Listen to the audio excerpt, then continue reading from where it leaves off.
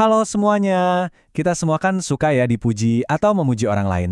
Tapi, pernah kepikiran nggak kalau pujian yang niatnya baik justru bisa berbahaya? Nah, di sini kita bakal bongkar sisi lain dari pujian yang mungkin nggak pernah kita duga. Nah, ini dia nih kalimatnya. Pinter banget. Sering banget kan kita dengar atau bahkan ngomong gitu, karena kita, ke tim di kantor, atau ke teman, kayaknya ini tuh pujian paling bagus yang bisa kita kasih, ya kan? Loh kok bisa? Itu kan pertanyaannya. Gimana ceritanya pujian yang positif banget malah bisa bikin orang jadi takut dan malah jadi nggak berkembang? Aneh kan? Rasanya kok kebalikan dari semua yang kita percaya selama ini. Oke, kita mulai dari yang pertama ya, paradoks pujian. Jadi ini berdasarkan penelitiannya Carol Dweck yang nemuin kalau niat baik kita buat memuji itu malah bisa jadi bumerang, malah bikin orang jadi takut gagal. Tapi penting nih buat dicatat. Masalahnya itu bukan di pujiannya. Kita nggak harus berhenti memuji, sama sekali nggak. Kuncinya adalah mengubah apa yang kita puji. Jadi kita nggak lagi fokus ke bakatnya, tapi ke proses atau usahanya. Nah, disinilah letak jebakannya, perangkap bakat. Jadi pas kita terus-terusan bilang seseorang itu pintar atau berbakat, tanpa sadar kita tuh lagi bikinin mereka penjara ekspektasi. Coba deh lihat perbedaannya. Ini kayak dua jalan yang beda banget. Kalau kita puji bakatnya, identitas orang itu jadi rapuh.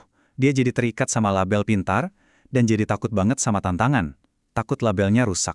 Tapi sebaliknya, kalau yang kita puji itu usahanya, wah, itu justru ngebangun mental yang kuat, yang tangguh. Tantangan itu bukan lagi ancaman, tapi jadi kesempatan buat berkembang. Oke, kita udah lihat masalahnya ya. Sekarang, gimana solusinya? Yuk kita bahas soal kekuatan proses. Intinya, kita ubah cara pandang kita soal usaha, supaya identitas yang kebangun itu nggak gampang goyah. Nah, konsep utamanya itu namanya growth mindset atau pola pikir bertumbuh. Gampangnya gini, ini tuh keyakinan kalau otak dan kemampuan kita itu kayak otot.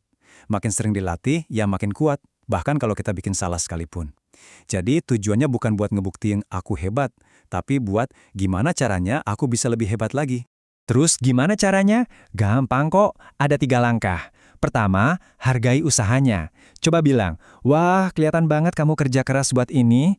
Kedua, perhatiin strateginya. Keren loh cara kamu mikirin solusinya tadi. Dan yang ketiga, ini paling penting, fokus ke pelajarannya. Tanya aja, dari yang kamu coba tadi, kamu jadi belajar apa?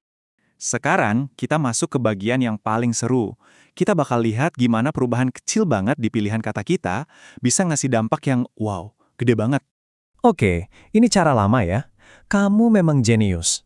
Kedengarannya sih oke, tapi pesan tersembunyinya itu sebenarnya harga dirimu itu ada di kejeniusanmu. Jadi jangan sampai hilang ya. Wah, itu beban banget. Nah, sekarang coba yang ini. Keren banget kan?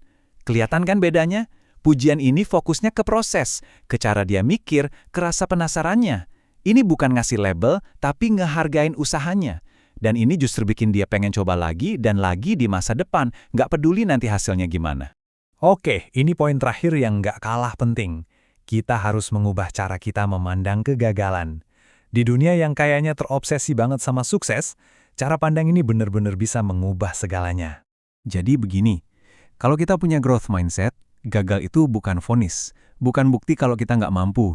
Gagal itu cuma informasi, cuma data. Data yang bilang, oke, cara yang ini nggak berhasil, yuk coba cara lain. Nah ini yang keren, ini ngubah rasa putus asa jadi sebuah strategi baru. Jadi kalau kita rangkum nih ya, intinya ada beberapa hal. Pertama, ingat, proses itu yang membentuk kita, bukan satu hasil doang. Kedua, usaha-usaha kecil yang konsisten itu jauh lebih penting daripada kemenangan sesaat. Ketiga, lingkungan kita di rumah, sekolah, kantor itu ngaruh banget ke pola pikir kita. Dan terakhir, tujuannya itu bukan jadi yang paling sempurna, tapi jadi lebih baik dari diri kita yang kemarin. Nah, sebagai penutup, saya mau kasih satu pertanyaan buat kita renungkan bareng-bareng. Nanti, kalau kamu mau muji seseorang, coba deh berhenti sebentar, terus tanya ke diri sendiri. Kata-kata gue ini lagi ngebangun keberanian buat dia terus mencoba, atau justru lagi nanam bibit ketakutan buat gagal? Jawabannya mungkin bisa mengubah segalanya.